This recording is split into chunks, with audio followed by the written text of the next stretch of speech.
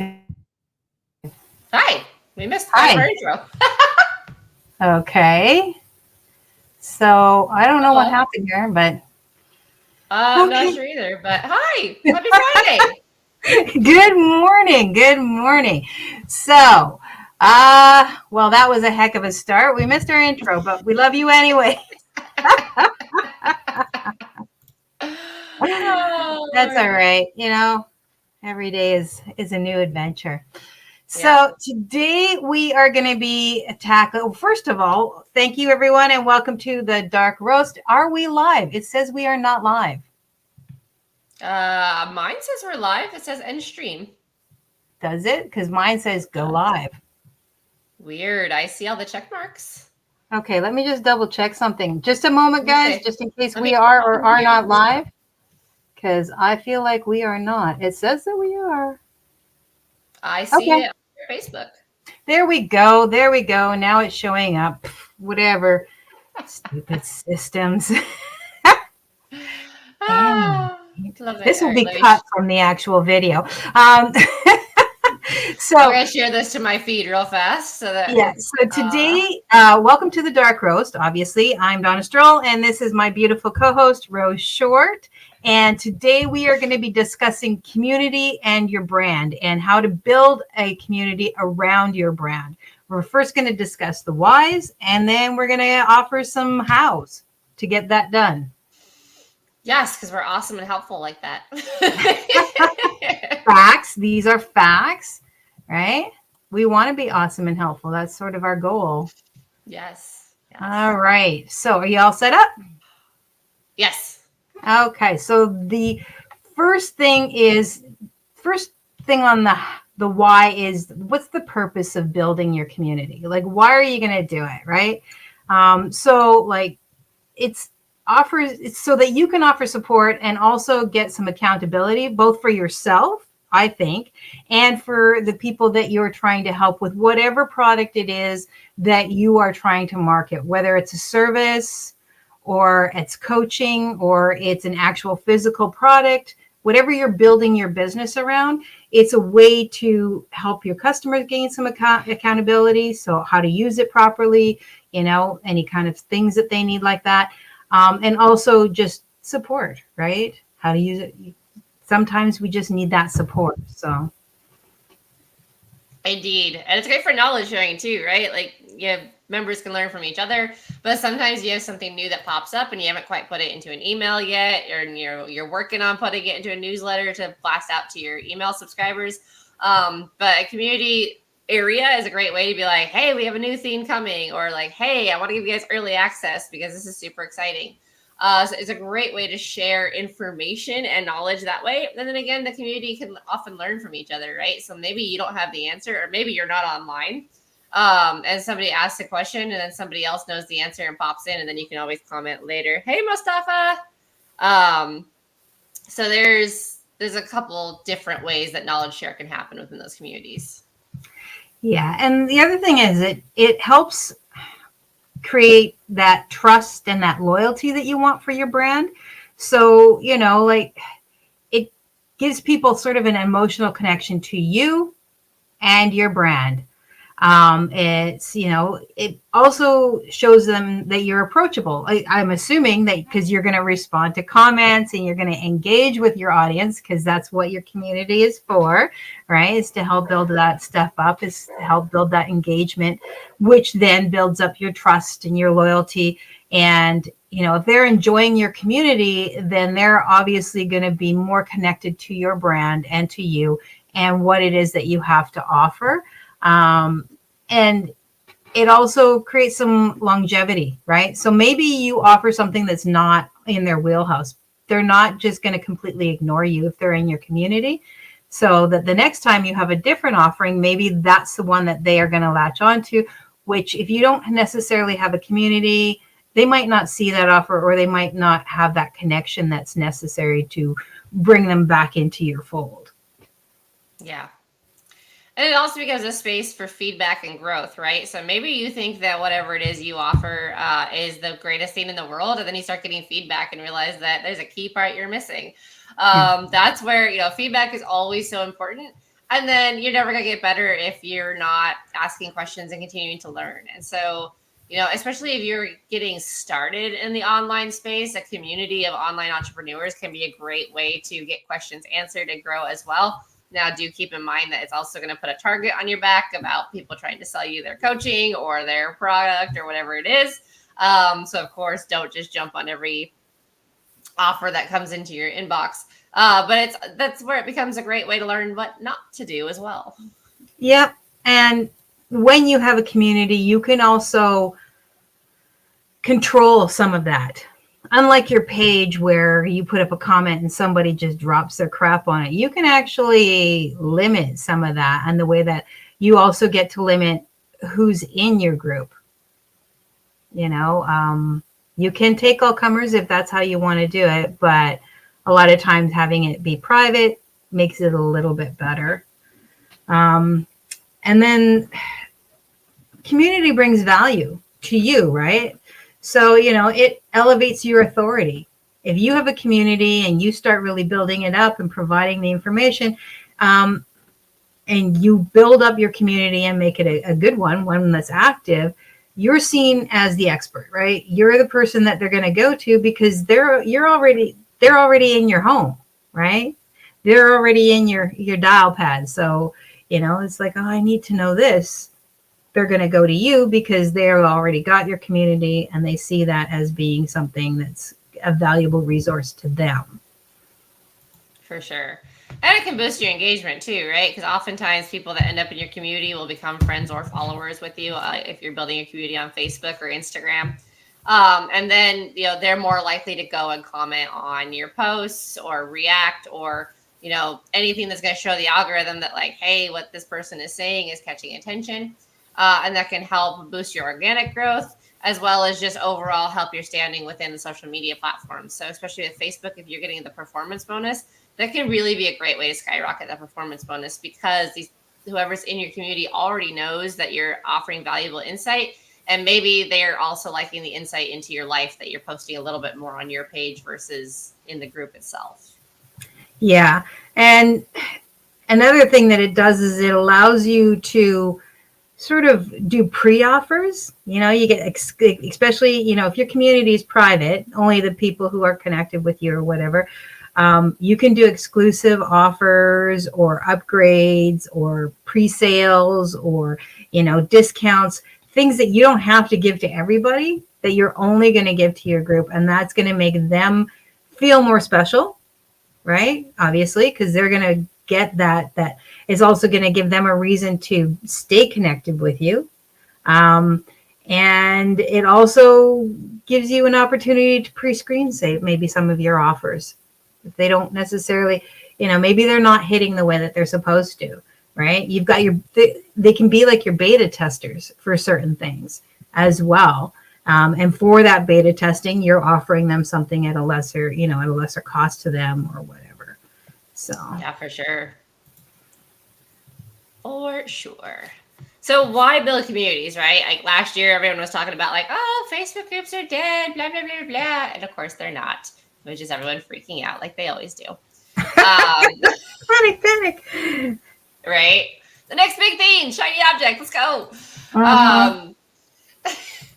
So communities offer a lot of validation for you because it's strength in numbers, right? So if you have what you think is an awesome offer and you're not getting any traction and no one's buying and you don't know why no one's buying, a community could be a great way to be like, oh no, your offer is good. You're just not getting it from the right people. Or like, hey, maybe make this tweak here. Or, maybe it's just your approach. Because I have a very direct approach versus my business partner who has more of a soft approach. So oftentimes it's like, she might get more interaction because like she phrases things a little bit more, I don't know, soft or however you want to say it. Like, there's more information that she shares versus the to the point thing.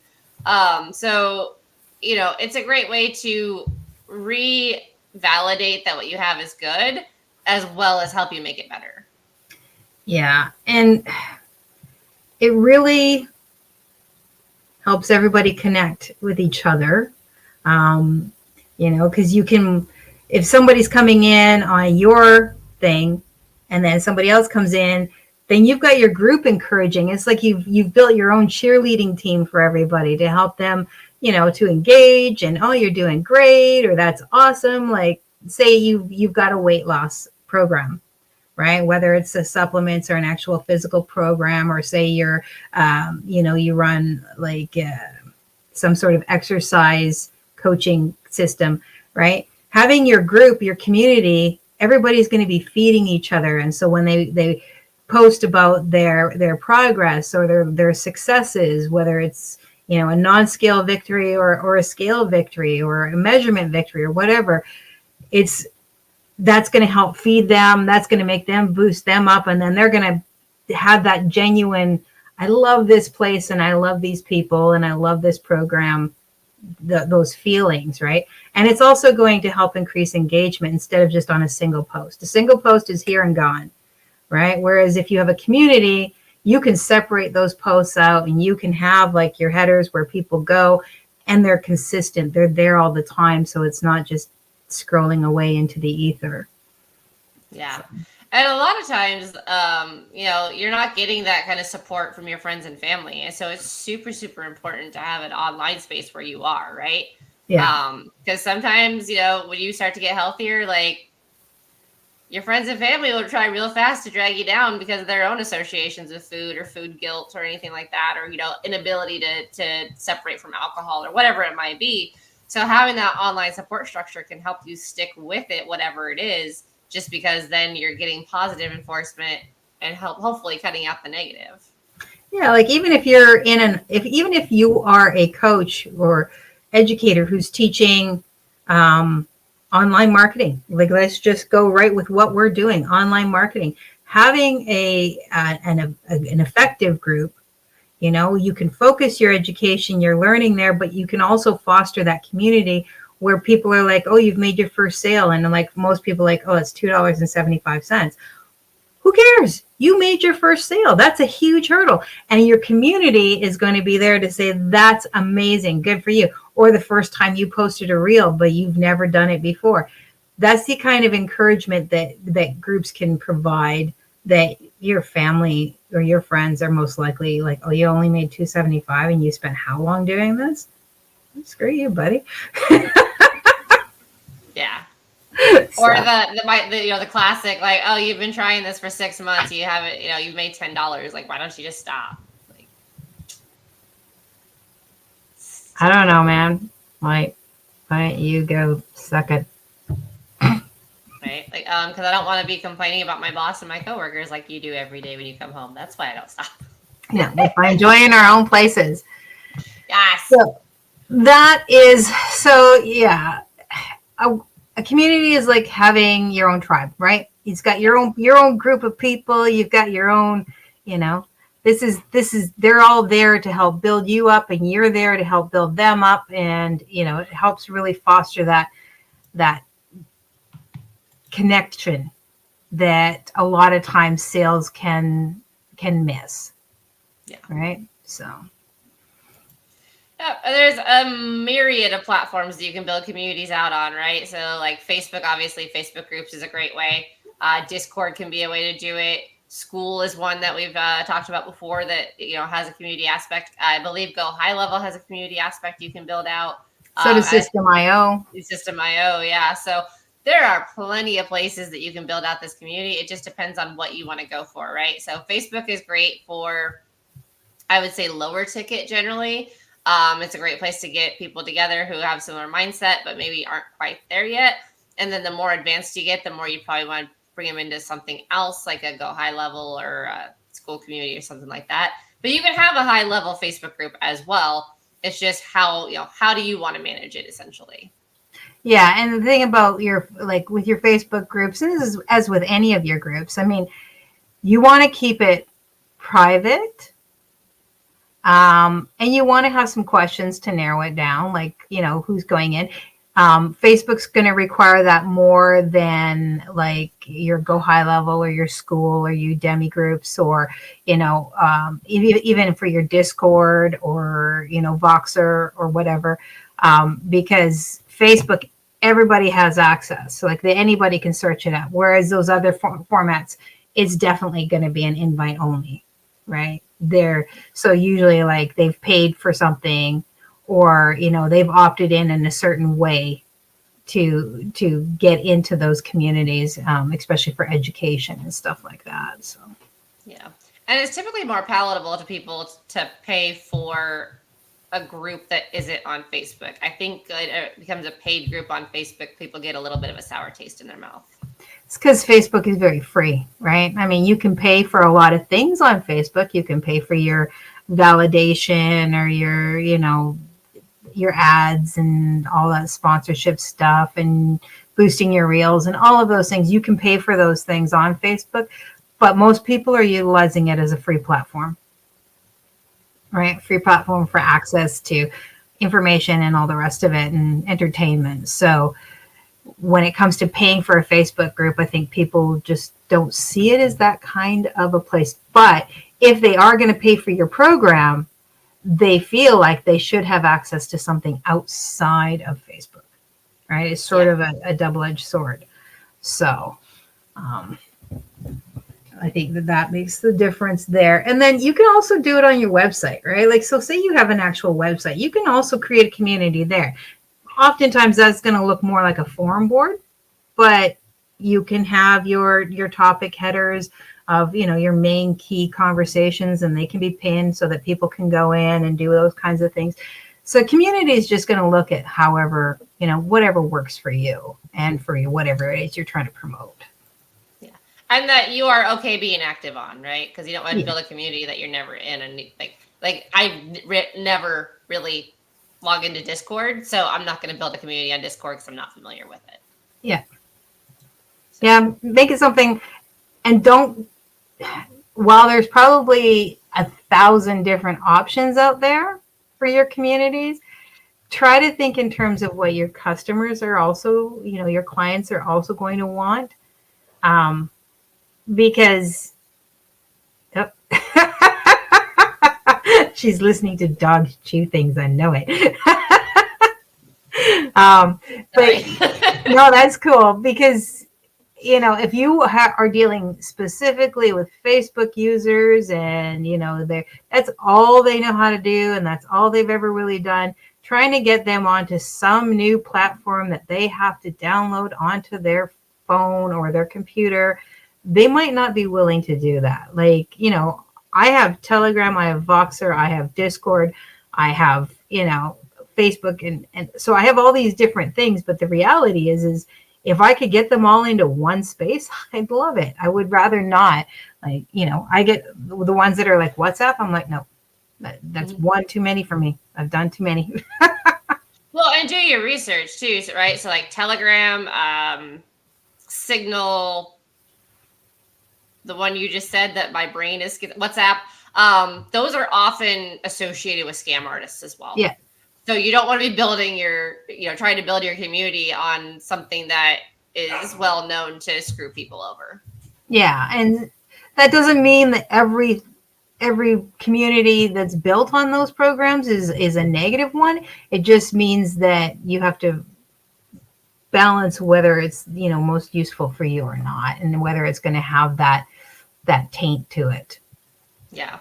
And then be very clear on what your community is and what's allowed and not allowed, right? So like I have 2 different ice bath communities on Facebook. I have a private one that's open to, pretty much anybody that meets the parameters. And then I have a second private one that is only for people that are in our challenge. And, in the one we allow marketing, we allow, as long as your profile is more than 2 years old, pretty much it's self-regulated. If somebody, reports a post, then we'll review it, but we let the members regulate it essentially. With the other one, it is very clear, like you cannot invite anybody to this group. This is only for the challenge takers. Like this is what's expected. And so it's really, really important that you set those rules early, because nothing's worse than having a group and not setting the rules and then having to go back and change the rules, because inevitably there's going to be some kind of pushback, which is fine. You can remove the people from the group or however you want to go about it, but just make sure that the purpose of the group is very, very clear. Yeah, which makes sense. I mean, if you don't know your purpose for the group, how are you going to make sure that it actually follows the direction that you want or feeds the needs that that your customers have, right? If it's just willy-nilly and whatnot. And people think that, oh, I need thousands upon thousands of people in my group, and you don't. What you need is engagement, right? You need to make sure that the people who are in your group are engaged. And that's going to take some work, right? Because people lurk, right? I'm a lurker. I am the worst. I'm not going to lie. I have groups that they probably would never know that I'm actually in it because I'm always lurking. I'm always, I want to see the information, but I don't necessarily want to communicate. So you have to try and get that engagement up. And sometimes that'll be a little bit of a slow start, but that is, you can have 50 people in your group, but if it's a really buzzing group, that will grow, but it'll grow in a way that's maintainable. Because, having 10,000 people in your group, but only 2 people ever actually respond, or everybody's just posting for their own good and has no value, your group, it might as well be dead anyways. Yeah, I left a lot of networking groups for exactly that purpose, as people were just, doing the clickbait posts or the follow for follow, which is never a good idea and I never do, or just, drop your offer, then it was just a spam of everybody's offer and no real value. So I've left a lot of groups like that where it's like, okay, there's no actual value here. This is just, let's, maybe try to help each other out, but they don't ever engage. Yeah, it's like where everybody votes for themselves. Yeah, exactly. And then value, right? Like this, we talk about this all the time. Like if you're going to have a group that focuses on a specific niche, like offer value. And that value can be many things, right? Maybe if it's a fitness one, maybe you're just going live every day with your fitness routine to encourage others to do fitness as well, or show that you're actually doing it. If it's a marketing thing, give tips and tricks about how to properly do email or SMS, or, changes with the laws and whatnot, because we're probably going to see a lot more of that soon anyway. I know they're already seeing it in the UK. Offer those valuable insights. Not everything has to be a sale. And while, yes, your knowledge is awesome and probably deserves to be paid for, like not everything needs to be a paid subscription or a paid PDF. Like sometimes the value itself comes from just the little tips and tricks. And then the more higher level stuff is where you can justify.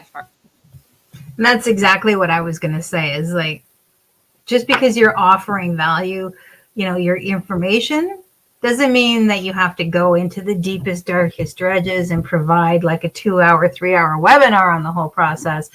You can give the overview. And then if you want to build something out from there, it's one of those things where people, when especially like ebooks is a perfect example. You're free leaders, right? Your freebies. A lot of people do an ebook and it's massive, or they do like a 2 or 3 hour, 3-day masterclass, and they don't charge anything for it, and they get all this information, and it's just overload. You're giving it for free, so give them the information, but you don't have to get into the deep dark dredges of the information. Remember to scale it back a little bit, but still be valuable. It's the appetizer, right? Like the group is the appetizer. You're sprinkling in the taste of stuff. You're not giving them the full dinner. Yeah. I like that. That's good enough. I might be hungry. And so, and that goes back to, and then that comes around to your members leading some of the interaction. Right. So you're going to encourage them to share their insights, share their opinions, share their thoughts, and, make it a safe space for them to do that. Right. Like you get some places where they just cut you off right off the bat. But if someone has a complaint, or they say, what, this could be better. Like as long as they're not being rude or harmful to other people, then, it's okay. That negative feedback, or that feedback that's not necessarily, hey, you're the best, is good to have, especially if there's like, hey, I'm having a problem with this, and 3 other people pop on and say, yeah, you know what? I also am having that problem. You say, okay, this is excellent feedback. This is information that I need on how to make this better for you and for us, right? That's, I don't know, that makes, and it also shows them that you are taking them seriously, that they're more than just a dollar sign to you. And I think that's super important. Yeah, I agree. So how do we build these communities, right? Well, first things first, choose your platform. So choose what's best for you, that you can actually, upload whatever it is you want to upload, that you're active on it, that you're going to be popping into it on a daily basis, not just something that you open once a week. And, make sure that it's the best for your community as well.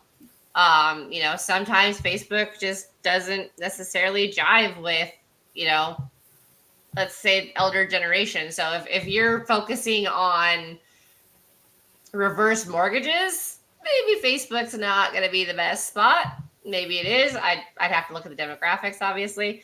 But make sure whatever platform you're choosing is something that's going to be applicable and accessible to your ideal client. Yeah. And then you want to make sure that you set your guidelines, right? Make sure that your guidelines are there, and also your onboarding process. You got to outline what's expected from the people who are coming into your community, what's allowed. Every group should have its set of rules, and also, tell them how to get the most out of the community. You can put, and that's pretty simple to do. Like, the rules are there. They have to read them before they come in, or, you've got your pinned post, and like you can set the rules and then pin them again, or make them like your main area, however your community is set up, where they read this first, right?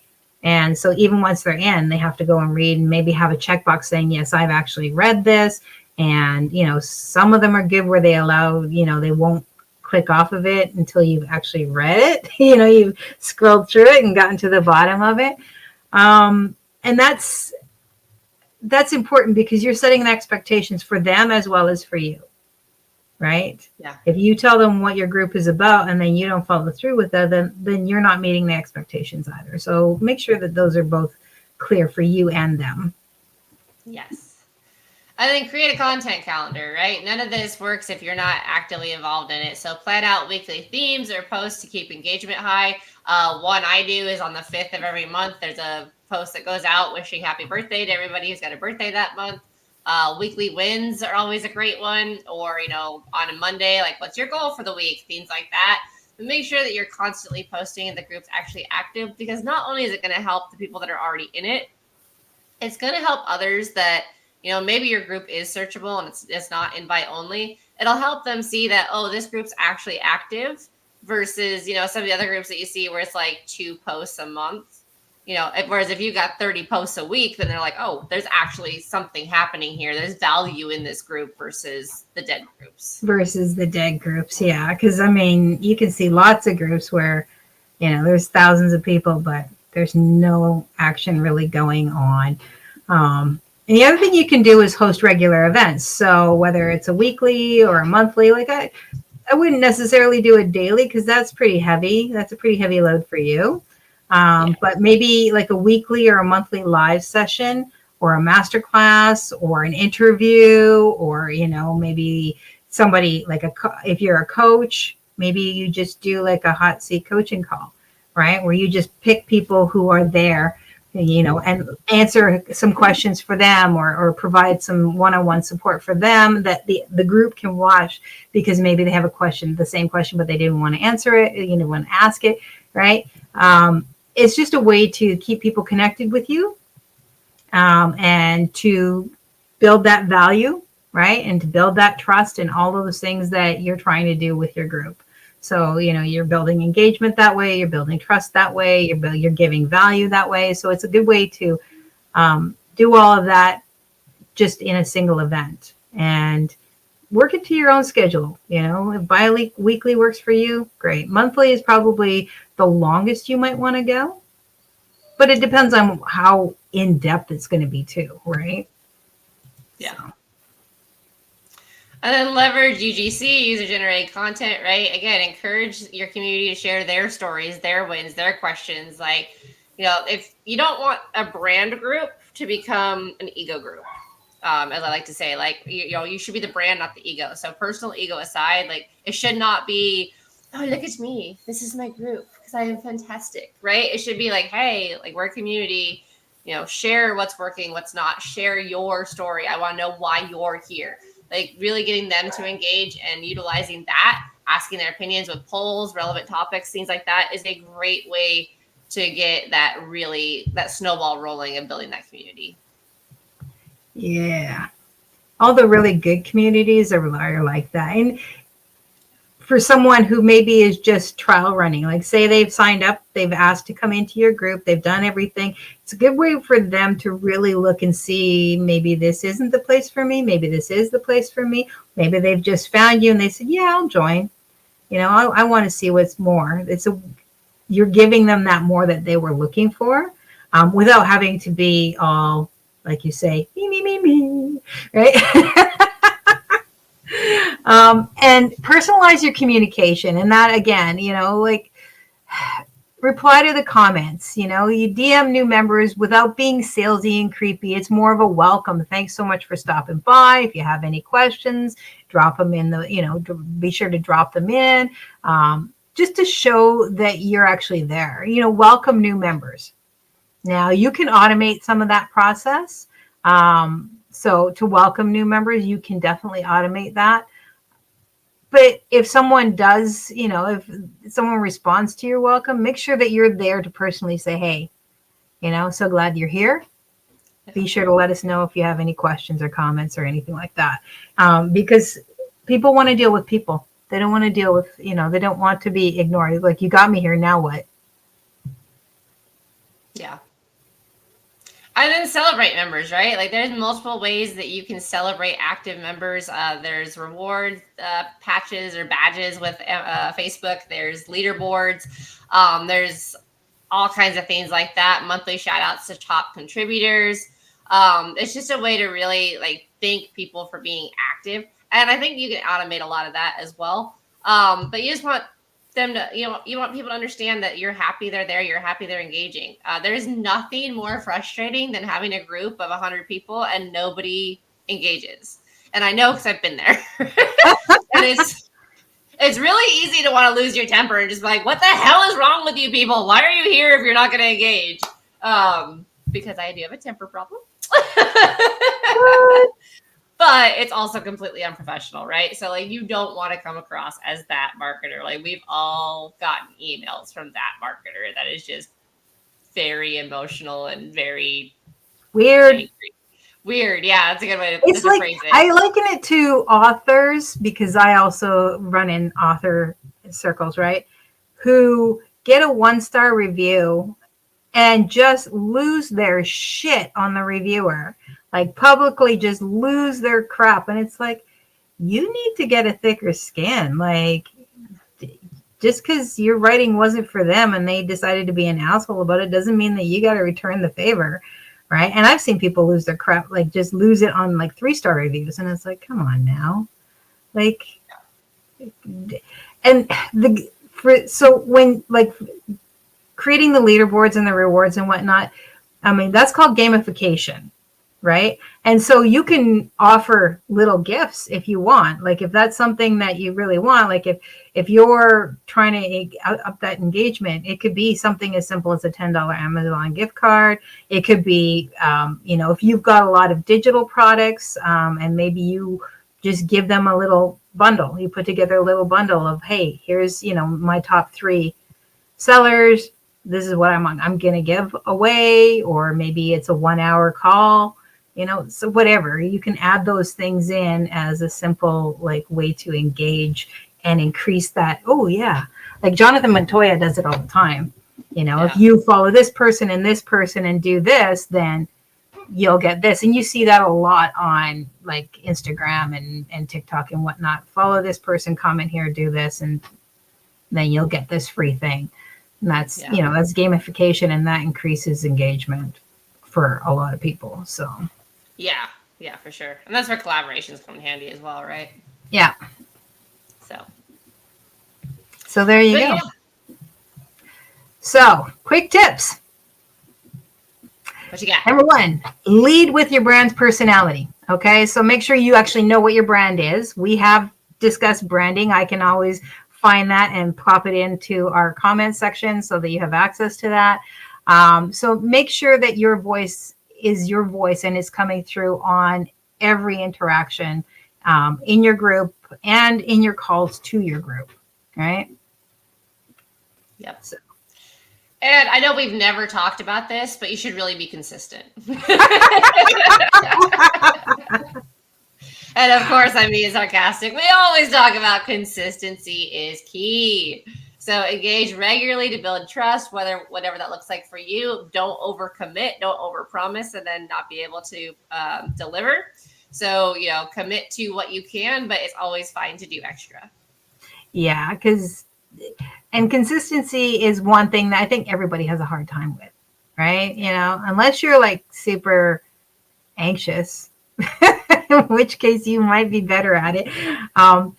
And then promote organically, right? Your community is like your open house. You're inviting people in. So, you talk about it. You talk about it in your email marketing. You talk about it in your social media. You talk about it in your blogs and your podcasts and all of those things. Hey, I've got this group. You provide the link or the option to come to, or, the funnel that's going to get them there because it's, part of your low cost or your free opt-in.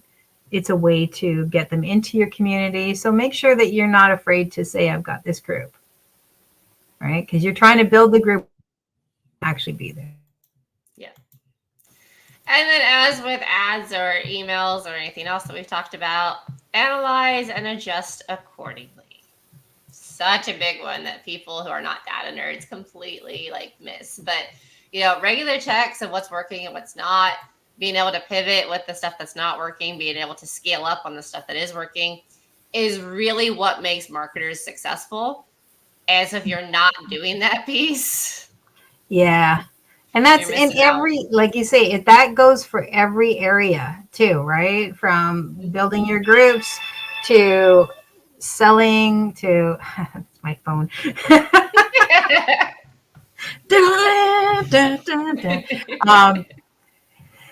Yeah, spooky organ. Love it. It's my ring call. I said no, go away. They're very determined. This is what happens when you put your phone number in an opt-in page and they're relentless. They don't like it. By the way, this is what gets me not to buy. If I've hung up on you once, do not call right back. That's so rude. You can send me a follow-up email and say, hey, would you like to schedule a call? And at that point, leave me alone, because if I don't want to, I won't. But that's me. Marketing techniques I do not appreciate. But yeah, so the analyzing comes in every area. Even if you are strictly doing videos, you're doing your short videos, you're going to analyze what's working in your calls and your headlines and all of those things to make sure that it's working for you. So yeah, it doesn't matter what it is. Just make sure you do that. Research is helpful. Always. All right. So next week. I love next week's. So we've decided that we're going to get a little bit more technical next week, and we are going to discuss affiliate marketing contracts and the fine print, so what you need to look for before you sign up, and the fact that you should actually be reading those contracts, because I think a lot of people forget, or they just want to get through to the end. Right. And you don't want to do that. It's not safe for you. It doesn't benefit you. And there might be stuff in there that just isn't going to work for you. Right. So. Yeah. Some of them try to determine your posting schedule and whatnot, or how often you mention them and things like that. So if you're not ready to commit to that level of cheerleadership for the company, don't do it. Yeah. And others will limit what you can actually promote. Mm-hmm. Or how you can promote it. Yep. So just we'll get into all of that next week. But yeah, so next week is contracts and fine print, the fun nitty gritty stuff. So there you go. As a realtor, I love contracts. Shock and awe. Awe and shock. I'm one of the few people who tends to read the terms and conditions when I sign up for something. Just because, I've seen stuff like Spotify when they updated theirs and basically claimed ownership of all the authors or the artists' work. And like, were just super rude about it. And it was like, whoa, wait a minute. So also, that'll be part of it as well as, checking when they change. So any rate, these things happen. So next week's gonna be awesome. Be there. Yeah. So if you got Mountain Standard Time. Is it 600? 7. Yeah, I thought you said it was 600. I'm like, wait, that's too early. We're going to be 10 o'clock here on the East. 10 on the East. So, any rate, if you thought this was helpful, if you had, gained some insights or whatever, or you just think we're awesome because we are, make sure to hit that subscribe button, drop us a like. If you have any questions or comments, be sure to drop them in the comments section. If there's anything you'd like us to talk about, again, drop that in the comments section. And we will see you next week. And till then, happy Friday. And share us with anybody you think could benefit from what we talk about. Absolutely. I forgot about that part. Share us, love us, give us away. Have a good weekend. All right. That's it for us, guys. Bye.